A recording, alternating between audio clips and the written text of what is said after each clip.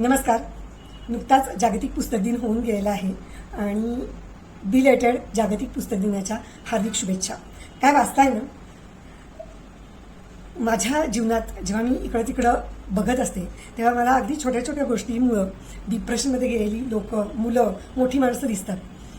म्हणूनच आज ना मी अशा एका माणसाशी तुमची पुस्तकाद्वारे ओळख करून देणार आहे, ज्याचं नाव आहे लॅन्स आर्मस्ट्रॉंग.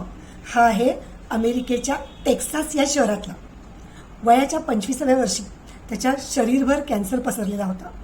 तरीही कणखर स्वभाव आणि जबरदस्त इच्छाशक्ती याच्या जोरावर त्यानं टूर द फ्रान्स ही जागतिक दर्जाची सायकल स्पर्धा एकदा नाही तर 7 वेळा जिंकलेली आहे.